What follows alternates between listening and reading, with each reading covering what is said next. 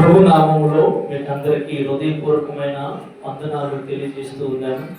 మరి పరిశుద్ధ గ్రంథముల నుంచి కీర్తనల గ్రంథం 67వ అధ్యాయము 1 నుంచి 3 వచనాలు ఇలాగూ రాయబడి ఉన్నవి. భూమి మీద నీ మార్గము తెలియబడినట్లు, అన్ని జనులందరిలో నీ రక్షణ తెలియబడినట్లును దేవుడు మమ్మను కరుణించి మమ్మను ఆశీర్వదించును గాక. ఆయన తన ముఖ కాంతి మా మీద ప్రకాశింపజేయును గాక. దేవా, ప్రజలు నిన్ను స్తుతించుదురు గాక, ప్రజలందరూ నిన్ను స్తుతించుదురు గాక. క్రీస్తునందు ప్రియమైన దేవుని యొక్క సంగమా, గడిచిన నెల మొదలుకొని ఈ నెలలో దేవుడు మనకు ఒక నూతన నెలను దేవుడు అనుగ్రహించాడు. గత నెలలో కాచి కాపాడిన దేవుడు ఈ నెలలో కూడా మనలందరినీ కాపాడడానికి సిద్ధంగా ఉన్నాడు. అయితే దేవుడు తన వాక్యము ద్వారా మనకందరికీ సెలవిస్తున్నటువంటి మాటలు లేదా వాక్యము, దేవుడు మమ్మను కరుణించి మమ్మను ఆశీర్వదించును, ఆయన తన ముఖ కాంతి మా మీద ప్రకాశింపజేయును. అర్థమవుతుందా? దేవుడు ఈ నెలలో మిమ్మల్ని అందరినీ కూడా కరుణించబోతూ ఉన్నాడు. తన ముఖ కాంతి మీ మీద ప్రకాశింపజేయబోతూ ఉన్నాడు.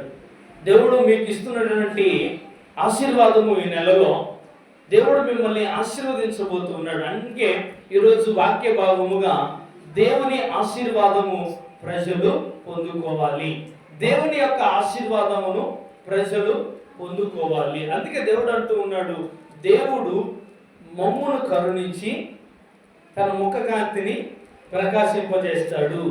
దేవుడు మనల్ని కరుణించి మనల్ని ఆశీర్వదించబోతున్నాడు. ఈ నెలలో ఏ రీతిగా ఆశీర్వదించబోతున్నాడు? ఆశీర్వదించాలంటే మనం కలిగి ఉండాల్సినటువంటి ఆ విధమైనటువంటి జీవితం లేదా మాదిరికరమైనటువంటి జీవితం ఏ రీతిగా మనం జీవించాలి?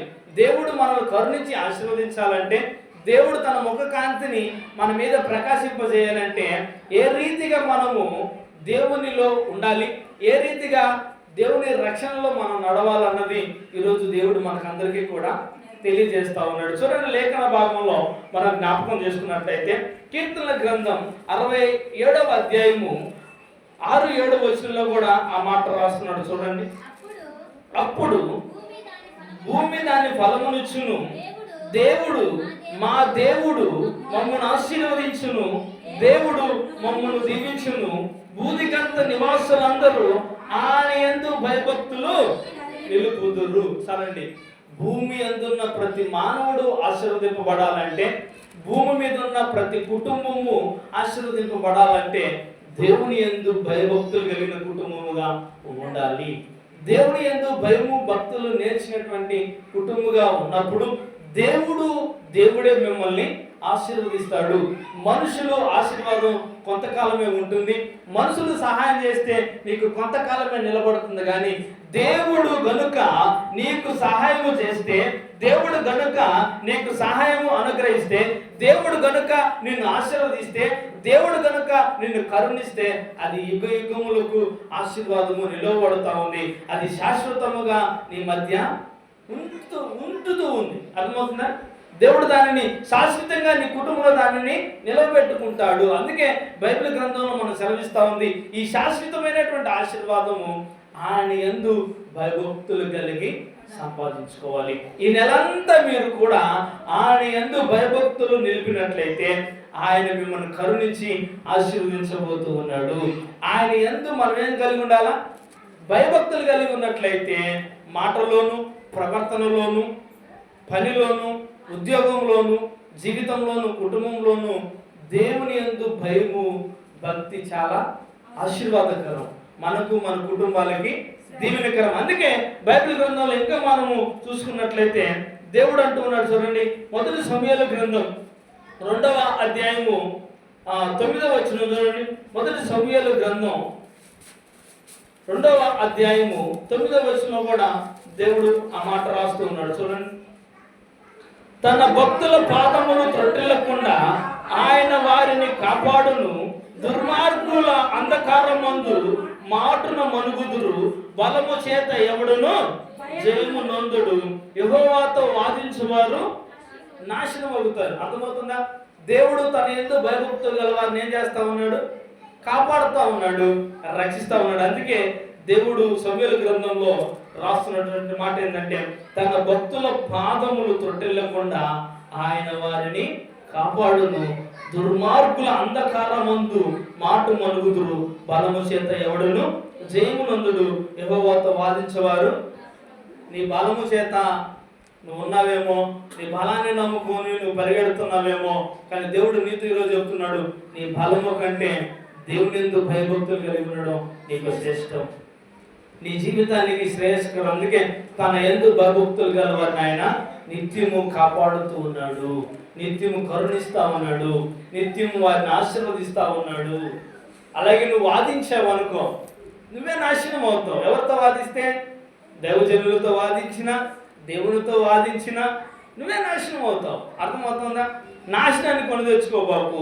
దేవుని యందు భయభక్తులు కలిగి దేవుని ఆశీర్వాదాలు, దీవెనలు పొందడానికి మనము ప్రయాసపడాలి. అర్థమవుతుందా? అందుకే బైబిల్ గ్రంథంలో ఇంకా మనం చూసుకున్నట్లయితే కీర్తనల గ్రంథం 31వ అధ్యాయము 20వ వచనంలో కూడా ఆ మాటలు రాయబడతా ఉన్నాయి. చూడండి, కీర్తనల గ్రంథం 31వ అధ్యాయము 20వ వచనంలో,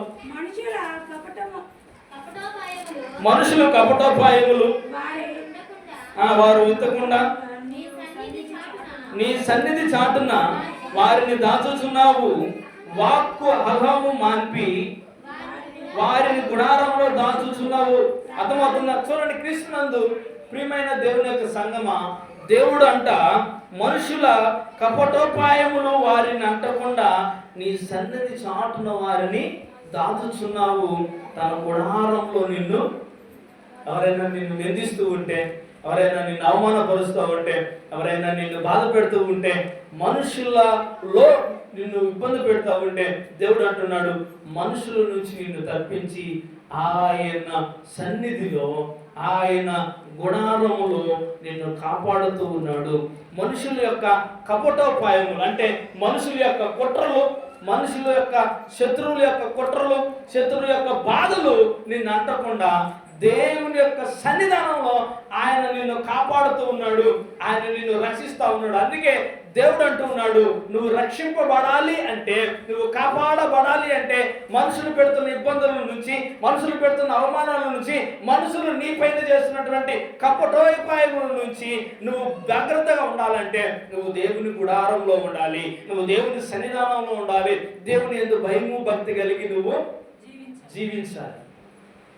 ఈ రీతిగా నువ్వు జీవించినట్లయితే ఖచ్చితంగా దేవుడు ఈ నెలలో నిన్ను ఆశీర్వదించబోతూ ఉన్నాడు, దేవుడు ఈ నెలలో నిన్ను కాపాడబడుతూ ఉన్నాడు. నువ్వు కష్టాల గుండా ప్రయాణిస్తూ ఉన్నావు అంటే, నువ్వు దినదినం అనారోగ్యాలతో బాధపడుతున్నావంటే, నువ్వు దినదినము వ్యాధులతో దీనకరమైనటువంటి బాధలతో బాధపడుతున్నావంటే కారణం ఏందో నేను చెప్పాను, ఆయన సన్నిధానంలో నువ్వు కనబడకపోవడమే, ఆయన మందిరంలో నువ్వు ఉండకపోవడమే, ఆయన యందు నువ్వు భయభక్తులు నిలపకపోవడమే దేవుడు నిన్ను అపాయకరమైన పరిస్థితులలో నడిపిస్తూ ఉన్నాడు. కనుక ఆయన సన్నిధానంలో నువ్వు భయభక్తులు కలిగి ఉంటే మనుషుల కపటోపాయముల నుంచి, మనుషుల అపాయకరమైనటువంటి పరిస్థితుల నుంచి దేవుడు నిన్ను కాపాడడానికి చాలిన దేవుడు. నువ్వు ఆరాధిస్తున్న దేవుడు, మనం ఆరాధిస్తున్న దేవుడు ఖచ్చితంగా నిన్ను కాపాడతాడు. కాబట్టి మనుషుల నుంచి పెట్టు బాధల నుంచి నువ్వు రక్షింపబడాలంటే ఆయన సన్నిధానంలో నిన్ను దాచుతున్నాడు కనుక, ఆయన గుడారంలో నిన్ను దాచుతున్నాడు కనుక నువ్వు ఎక్కడ ఉండాలి? అందుకే 91వ కీర్తన కూడా అంటాడు, ఏమంటున్నాడు? మహోన్నతుని చాటున నివసించేవారు ధన్యులు అంట. అర్థమవుతుందా? మహోన్నతుని చాటున నివసించేవాడు సర్వశక్తుని నీడన విశ్రమించేవాడు అంట. ఆయన సన్నిధానంలో నువ్వు ఉంటే ఆయన నీకేం చేస్తాడు? ధన్యులుగా ఉంటావు, విశ్రాంతిగా ఉంటావు. అర్థమవుతుందా?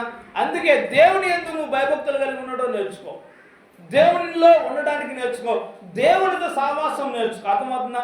అందుకే దేవుడు అంటున్నాడు, మొట్టమొదటిగా ఆయన యందు భయభక్తులు కలిగి ఉండడం ఎందుకు మనుషుల నుంచి కాపాడుతాడు. రెండవదిగా ఆయనతో సహవాసాన్ని పెంచుతో దేవుడు నీకు దయను కరుణను చూపించబోతున్నాడు. చూడండి, అందుకే అదే మాట రాస్తున్నాడు. చూడండి, కీర్తనల గ్రంథం 80వ అధ్యాయము 1వ వచనంలో ఆ మాట చూస్తూ ఉన్నాం. చూడండి, కీర్తనల గ్రంథం 80వ అధ్యాయము 1వ వచనం, ఇశ్రాయేలుకు ఇశ్రాయేలు కాపరి చెవియొగ్గము మందవలె యేషేపును నడిపించువాడా, కేరూబుల మీద ఆసీనుడైన వాడా ప్రకాశింపుము అంటున్నాడు. చూడండి, ఇశ్రాయేలు కాపరి నీకు చెప్తూ ఉన్నాడు ఈరోజు. ఇశ్రాయేలు కాపరి చెవియొగ్గుపోతూ ఉన్నాడు ఈరోజు. అందుకే మందవలె యేషేపును నడిపించే దేవుడు, కేరూబుల మీద ఆసీనుడైన దేవుడు నీ మీద ప్రకాశించబోతూ ఉన్నాడు. అర్థమవుతుందా? దేవుడు ఏమన్నాడు? తన ముఖ కాంతిని నీ మీద ప్రకాశింపజేస్తున్నాడు. అందుకే ఆయన అంటున్నాడు, ఇశ్రాయేలు దేవుడు, ఇశ్రాయేలు కాపరి, కెరూబుల మీద ఆసీనుడైన దేవుడు ఈరోజు మీ మీద ప్రకాశింపబోతూ ఉన్నాడు, ప్రకాశించబోతూ ఉన్నాడు. అర్థమవుతుంది? కాబట్టి ఆయన ప్రకాశంలో నువ్వు ఉండు, ఆయన వెలుగులో నువ్వు ఉండు, ఆయనలో నువ్వు ఉండడానికి ప్రయత్నం చేయి. అందుకే ఈరోజు వాడాం, నాలో నీవు, నీలో నేను కలిసి ఉండాలి. ఎవరిలో కలిసి ఉండాలి? దేవునిలో కలిసి ఉండాలి. మన అందరం దేవునిలో కలిసి ఉండాలి. ఈరోజు చూడు ఎంత బాగుందో, అందరూ వచ్చారు కదా.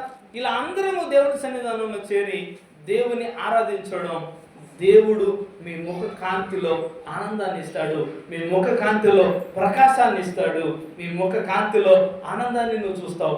ఏడుపు కొట్టు ముఖం రాలుగా నువ్వు ఉండవు, ఏడుచుకుంటూ నీ జీవితం ఉండదు, ఏడుపు బాటలో నువ్వు ప్రయాణం చేయి. అందుకే దేవుడు అంటున్నాడు, దేవునిలో ఉండడానికి నేర్చుకో, దేవునితో సహవాసం చేయడం నేర్చుకో, ఖచ్చితంగా దేవుడు నిన్ను ఆశీర్వదిస్తాడు. అందుకే దేవుడు అంటున్నాడు, చూడండి, కీర్తనల గ్రంథం 104వ అధ్యాయము 15వ వచనం ఆయన అంటున్నాడు, చూడండి, నరులను బలపరిచే దేవుడు అంట. 104:15వ వచనం చూడండి, భూమిలో నుండి ఆహారమును నల హృదయమును సంతోషపెట్టు ద్రాక్షారసమును వారి ముఖములకు మెరుగునిచ్చు తైలమును నల్ల హృదయమును బలపరచు ఆహారమును ఆయన పుట్టించుచున్నాడు. అర్థమవుతుందా? నరులను సంతోషపెట్టే ద్రాక్షారసం ఈరోజు నువ్వు పుచ్చుకొని పోతా ఉన్నావు. నరులకు ఆనందాన్ని ఇచ్చే తైలమును, మీ ముఖములకు మెరుగునిచ్చే తైలమును దేవుడు మీకు ఇవ్వబోతా ఉన్నాడు. అందుకని అంటున్నాడు, చూడండి, నల్ల హృదయమును బలపరచు ఆహారమును పుట్టించాడు. ఆయన ఏమంటున్నాడు? నరులకు బలాన్ని ఇచ్చే ఆహారం ఏది? దేవుడే. ఆయనే ఆహారమై మీ మధ్య నిలబడతా ఉన్నాడు. ఆయనే ఆహారమై ఈరోజు మీరు భుజించబోతూ ఉన్నారు ఈ ప్రభు బల్ల ఆరాధనలో. అందుకే దేవుడు చెప్తున్నాడు, మీ హృదయంలో సంతోషాన్ని పుట్టించడానికి, మీ హృదయంలో ఆనందాన్ని పుట్టించడానికి, ఆనంద తైలమును మీకు ఇవ్వడానికి, దేవుడు మీ ముఖంలో ఆనంద తైలాన్ని ఇవ్వడానికి దేవుడు ఈరోజు మీ మధ్య ఆహారమై ఉన్నాడు. ఆహారాన్ని పరిశుద్ధంగా భుజించడానికి నువ్వు సిద్ధంగా ఉన్నావా? పరిశుద్ధముగా దేవుని మందిరంలో నిలబడడానికి నువ్వు పరిశుద్ధంగా నిర్దోషముగా దేవుని కనుదృష్టి నీవు ఉన్నావా? నీ పాపానికి పశ్చాత్తాపడుతున్నావా? నీ పాపానికి పశ్చాత్తాపం ఉందా నీలో? దినదినము దీవిస్తున్నా నీకు పశ్చాత్తాపం అనేది ఉందా? నీ పాపానికి పశ్చాత్తాపం లేకపోతే నువ్వు కష్టాలు గుండా ప్రయాణం వెళ్తావు. పశ్చాత్తాపం కలిగిన ప్రార్థన, పశ్చాత్తాపం కలిగినటువంటి హృదయం దేవునికి ఇష్టం. విరిగి నలిగిన హృదయము దేవుడు చూస్తూ ఉన్నాడు. అదే ఆయనకు ఇష్టమైనటువంటి యాగములు, ఇష్టమైనటువంటి అర్పణలు. అర్థం? నీ హృదయాన్ని దేవునికి, నీ ముఖ కాంతిలో ఆనందాన్ని దేవుడు ఇస్తాడు. నీ ముఖ కాంతిలో ఆయన నీకు సంతోషాన్ని ఇస్తాడు. నువ్వు కష్టాలు గుండా ప్రాణం వెళ్తున్నావంటే నువ్వు దేవుని దయ పొందుకోవడానికి ఇష్టపడటం లేదు, నువ్వు దేవునితో సహవాసం చేయడానికి ఇష్టపడటం లేదు, నువ్వు దేవునితో ఉండడానికి నువ్వు ఇష్టపడటం లేదు. నువ్వు ఇష్టపడుతూ ఉంటే నీ ముఖంలో ఆనందము దినదినం ఉంటుంది. నువ్వు చూడండి, 24 గంటలు దేవుని పనిలో ఉన్నవారి ముఖాలు చూడండి, ఎంత ఉల్లాసంగా ఉంటాయో, ఎంతో సంతోషంగా ఉంటాయో, ఎంత ఆనందకరంగా ఉంటారో.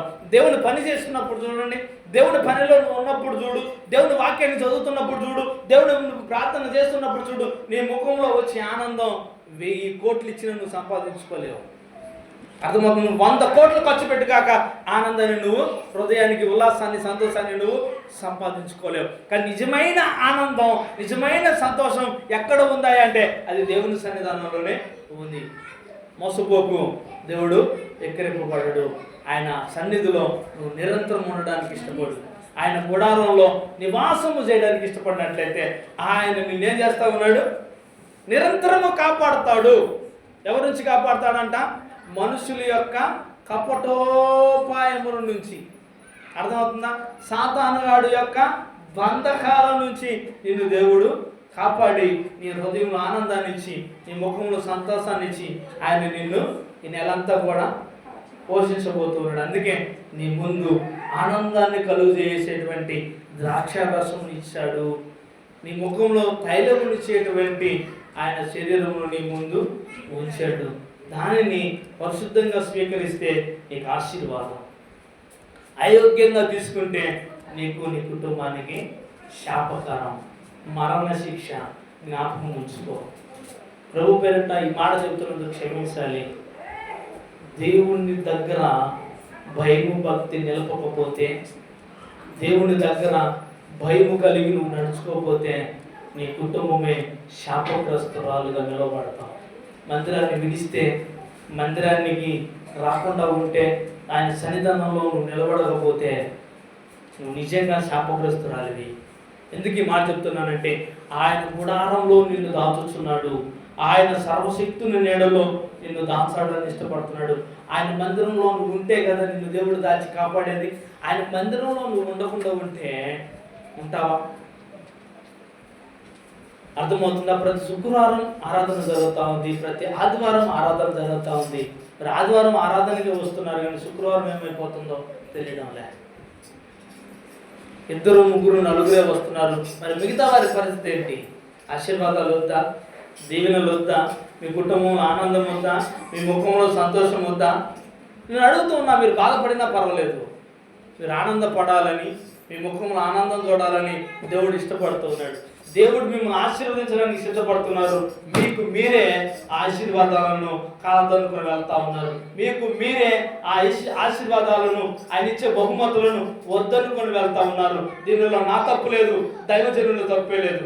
దేవుడు ప్రకటిస్తా ఉన్నాడు, రండి మిమ్మల్ని ఆశీర్వదిస్తా, రండి మిమ్మల్ని నా గుడారపు మాటను దాచుకుంటా, రండి నేను మిమ్మల్ని దీవిస్తానని అంటూ ఉంటే ఆయన దీవిస్తూ ఉండగా మీరు ముఖం తిప్పుకొని వెళ్తా ఉన్నారు. అందుకే మీ ముఖంలో ఏం లేదు, ఆనందం లేదు.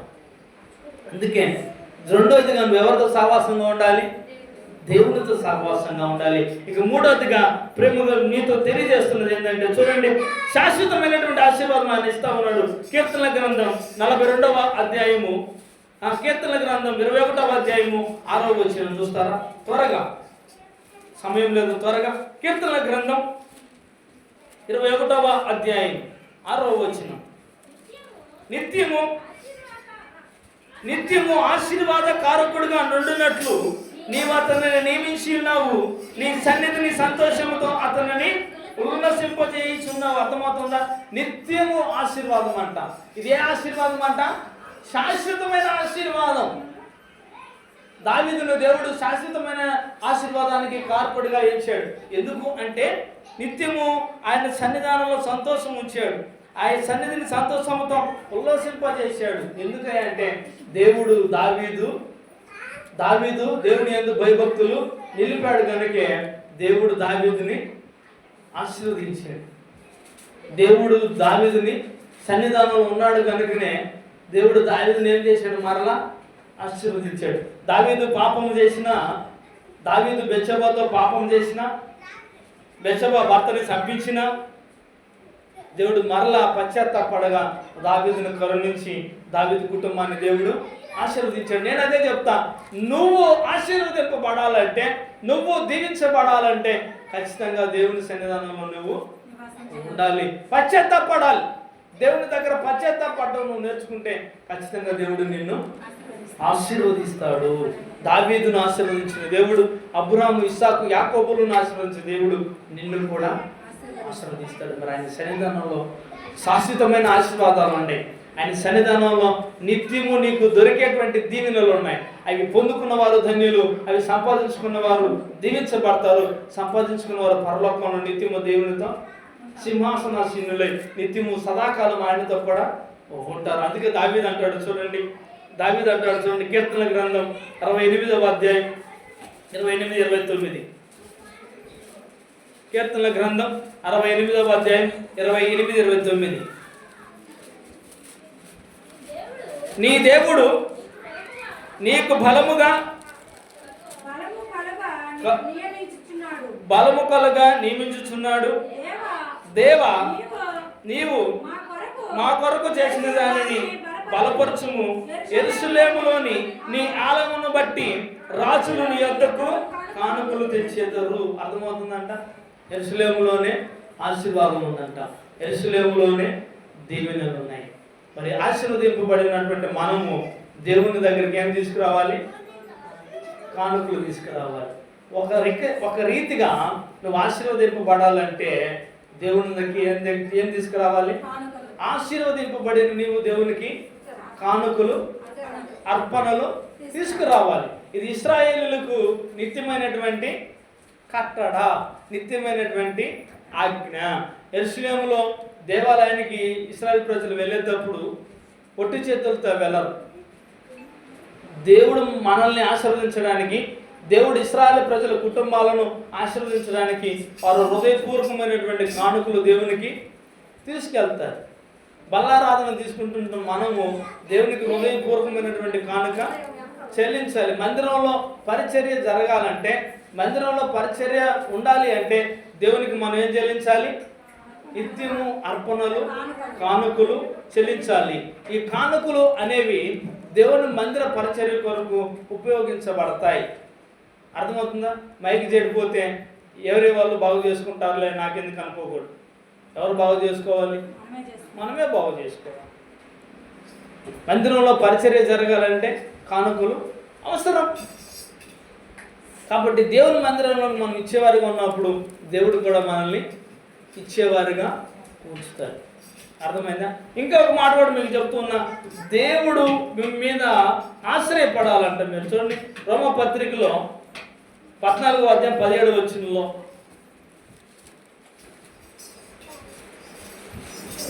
రోమపత్రిక 14వ అధ్యాయం 17వ వచనం చూడండి.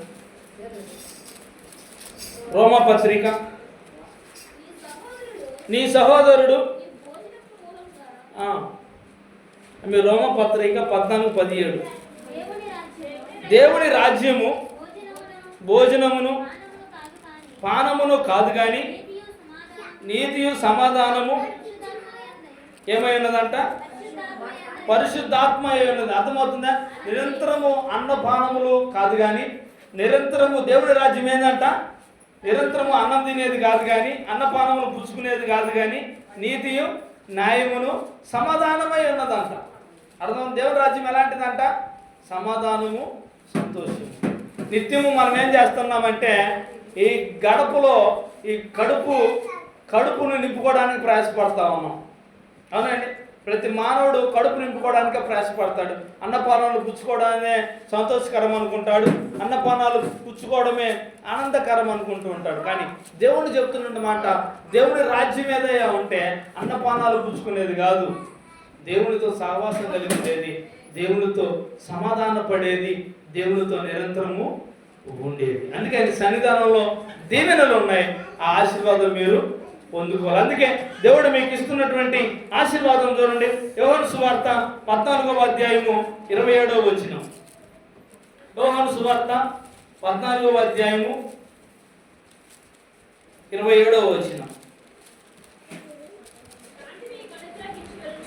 శాంతిని మీకు అనుగ్రహించి వెలుచున్నాను, నా శాంతిని మీకు అనుగ్రహించుచున్నాను, లోకం ఇచ్చినట్లుగా నేను మీకు అనుగ్రహించడం లేదు. హృదయమును కలవరపడనీకుడి, వెరవనీకుడి. దేవుడు ఈరోజు మీకు ఇస్తున్న వాగ్దానం ఏంటంటే, మీ హృదయమును కలవరపడనివ్వకండి, మీ హృదయాన్ని దిగులు పడనివ్వకండి. దేవుడు మిమ్మల్ని ఆశీర్వదించబోతున్నాడు.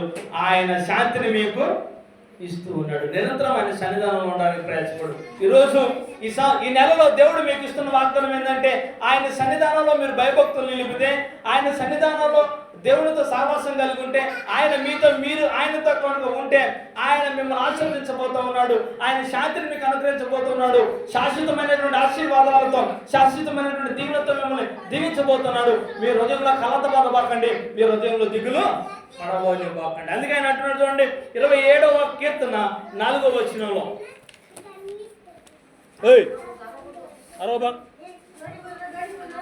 27వ కీర్తన 4వ అధ్యాయం, యెహోవా యొద్ద ఒక్క వరం అడిగితిని, దానినే నేను వెతుకుచున్నాను, యెహోవా ప్రసన్నతను చూచుటకును, ఆయన ఆలయములో ధ్యానించుటకును నా జీవిత కాలమంతయు నేను యెహోవా మందిరములో నివసింపగోరుచున్నాను. అర్థమవుతుందా? నువ్వు ఈరోజు ఒక కారణాన్ని అడుగు, దేవుడి దగ్గర ఒక అన్నాడు, ప్రభువా నీ మందిరంలో నేను నివసించాను, నీ మందిరంలో నీతో కూడా ఉంటాను, నా జీవితం ఉన్నంత వరకు, నా ఊపిరి ఉన్నంత వరకు, నా ప్రాణం ఉన్నంత వరకు ఈ జీవితం నీతోనే, ఈ జీవితం నీ మందిరంలోనే, ఈ జీవితం నీతోనే సహవాసం ఉంటుంది, దానిని నన్ను ఆశీర్వదించు ప్రభువా.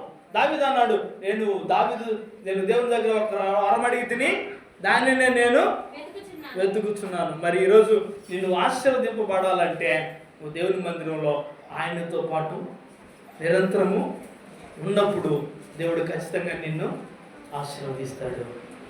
అర్థమవుతా ఉందా? ఈరోజు వరం అడగడానికి ఇష్టపడవు, దాన్ని నువ్వు వెతుకు. దేవుడు ఖచ్చితంగా ఆయన సన్నిధానంలో నువ్వు నివసింపగోరితే, ఆయన సన్నిధానంలో నువ్వు ఉండగోరితే ఖచ్చితంగా దేవుడు నిన్ను ఆశీర్వదిస్తాడు. దేవుని సన్నిధానంలో దేవుని ప్రజలకు శాశ్వతమైన ఆశీర్వాదము ఉంది. దేవుడే మిమ్మల్ని ఆశీర్వదిస్తాడు, దేవుడే మిమ్మల్ని కాపాడుతాడు. మీరు హృదయాన్ని కలవరపడనివ్వకండి, ఆయన సన్నిధానంలో నిరంతరం ఉండండి. దేవుడు మిమ్మల్ని సదాకాలము కాపాడి రక్షించి మిమ్మల్ని ఆశీర్వదించి ఆయనే మహిమ పొందునుగాక. కళ్ళు మూసుకుందాం.